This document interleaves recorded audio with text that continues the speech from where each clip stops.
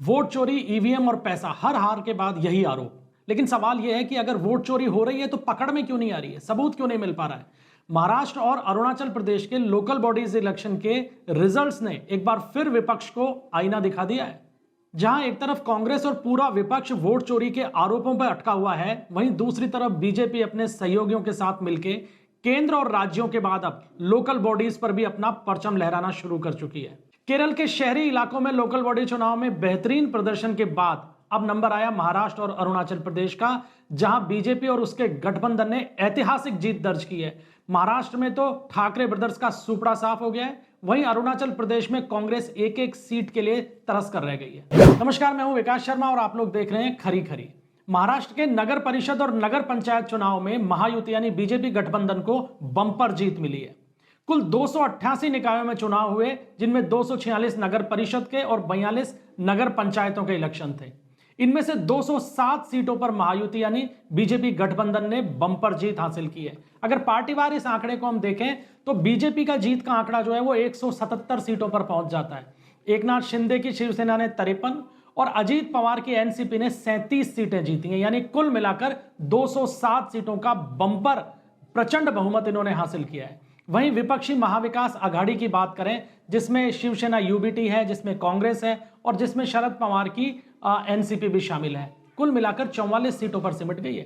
कांग्रेस को 28 सीटें मिली हैं, शरद पवार की एनसीपी को लगभग 7 और शिवसेना यूबीटी को 9 सीटें मिली हैं। इनमें इजाफा अगर होता है तो आंकड़ा बमुश्किल 50-52 तक पहुंचेगा, अदरवाइज फिगर यहीं अटक के रह गया है। यानी साफ है कि मैदान एक तरफा है, क्योंकि एक तरफ इलेक्शन की तैयारियां होती हैं, रणनीति तैयार होती है, वहीं दूसरी तरफ पहले से ये शोर शुरू हो जाता है कि यहां तो वोट चोरी होगी और पैसे के दम पे चुनाव लड़ा जाएगा। वहीं इन चुनावों ने वोट चोरी के आरोपों के ऊपर भी एक बड़ा सवाल खड़ा किया है। बीजेपी ने एक ही परिवार के 6 सदस्यों को टिकट दिया और सभी 6 हार गए।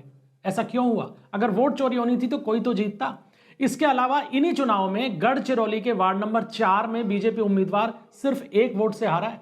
बीजेपी प्रत्याशी को 716 वोट मिले, जबकि कांग्रेस के कैंडिडेट ने 717 वोट हासिल किए। अब सवाल यह है कि अगर मशीनें सेट हैं, वोट चोरी हो रही है, तो 1 वोट की यह हार हो कैसे गई? दरअसल कांग्रेस और पूरा विपक्षी गठबंधन ये समझ ही नहीं पा रहा कि बीजेपी चुनाव में कर क्या रही है। लोकसभा चुनाव में बहुमत से पीछे रहने के बाद बीजेपी ने अपने संगठन को मजबूत किया, अपने गठबंधन को मजबूत किया, जमीनी स्तर पे काम किया और वोट बैंक को साधने की कोशिश शुरू की और उसका सफल परिणाम अब मिलने लगा है। और नतीजा क्या आ रहा है कि लगातार राज्यों में और निकाय चुनाव में बीजेपी सफलता हासिल करती जा रही है। वहीं दूसरी तरफ विपक्ष क्या कर रहा है? हर हार के बाद अपने कार्यकर्ताओं को संभालने के लिए या उन्हें दिलासा देने के लिए या तो वोट चोरी का और या फिर पैसे के दम पर चुनाव हरवाने का आरोप लगा रहा है। महाराष्ट्र के लोकल बॉडीज इलेक्शंस के इन परिणामों के बाद में देखिए बयान किस तरीके के आए हैं। संजय राउत जो कि शिवसेना यूबीटी के बड़े नेता हैं, उनके बयान से ही समझ में आ जाता है कि दरअसल विपक्ष कर क्या रहा है। वो ये कहते हैं कि वही मशीन, वही सेटिंग, वही पैसा, नंबर बिल्कुल असेंबली जैसा। बीजेपी को कम से कम नंबर तो बदलने चाहिए थे। संजय राउत यही नहीं रुके, उन्होंने आरोप लगाया कि चुनाव में पैसों की बारिश हुई है। 30 करोड़ के बजट वाली म्युनिसिपैलिटी में 150 करोड़ रुपए प्रचार पे खर्च कर दिए गए। उनका कहना है कि अब तक म्युनिसिपल चुनाव में हेलीकॉप्टर और प्राइवेट प्लेन नहीं चलते थे, लेकिन इस बार सब कुछ बदल गया। सवाल यह उठता है कि आपको किसने मना किया था? अगर सामने वाली पार्टी हर चुनाव को युद्ध की तरह तैयारी करके चुनाव लड़ रही है, तो आप फिर घर बैठ के खाली प्रेस कॉन्फ्रेंस में जबानी जमा खर्च करके चुनाव कैसे लड़ सकते हैं, कैसे जीत सकते हैं? खैर, संजय राउत के इन आरोपों के बाद में फडणवीस ने क्या कहा? उन्होंने आंकड़ों की जुबानी अपनी सफलता की कहानी कही। देवेंद्र फडणवीस जो मुख्यमंत्री है महाराष्ट्र के, उन्होंने कहा कि 2017 में बीजेपी के 1602 पार्षद थे, अब बढ़कर 3325 यानी 3325 पार्षद हो गए। और 2017 में 94 नगर पालिकाएं बीजेपी के पास में थी, लेकिन इस बार उनकी संख्या बढ़कर 129 पहुंच गई है। यानी ये सिर्फ चुनाव नहीं, एक संयुक्त संगठन की ताकत का नतीजा है। तो ये कहानी तो थी महाराष्ट्र की। अब महाराष्ट्र से आगे बढ़ते हैं और अरुणाचल प्रदेश के लोकल बॉडीज इलेक्शन का जो परिणाम आया उस पर भी नजर डाल लेते हैं। कहानी लगभग वही है, जो महाराष्ट्र से शुरू हुआ वही अरुणाचल प्रदेश भी दोहरा रहा है। यहां बीजेपी ने लोकल बॉडीज इलेक्शन में ऐतिहासिक सफलता हासिल की है। जिला परिषद की कुल 245 सीटों पे चुनाव हुए थे निकायों के, उनमें 170 सीटें बीजेपी ने जीती हैं। 245 में से 170 और कुल 8,208 ग्राम पंचायत की सीटों पर चुनाव हुए थे, जिनमें से 6,000 85 सीटें बीजेपी ने अपने पाले में डाल ली हैं, यानी उन पे जीत दर्ज की है। ये नतीजे बताते हैं कि प्रदेश में बीजेपी की पकड़ अब शहरों से लेकर गांव तक मजबूत हो चुकी है।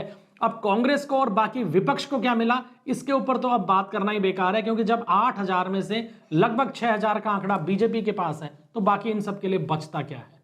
तो अब सीधा सवाल है, क्या हर हार के बाद वोट चोरी का आरोप लगाना ही विपक्ष की रणनीति बन चुका है, या फिर जनता बार बार उसी पार्टी को चुन रही है जो जमीनी स्तर पर काम करती दिखाई दे रही है, या फिर जमीनी स्तर पर अपने कार्यकर्ताओं का जो संवाद आम जनता से चल रहा है उसकी सफलता बीजेपी को चुनाव में देखने को मिल रही है। आप क्या सोचते हैं, वोट चोरी या जनता का फैसला? कमेंट में अपनी राय जरूर दीजिएगा। वीडियो अगर पसंद आया हो तो इसे लाइक कीजिएगा, शेयर कीजिएगा और चैनल को सब्सक्राइब करना मत भूलिएगा। मिलते हैं अगले वीडियो में, तब तक के लिए इजाजत दीजिए। जय हिंद।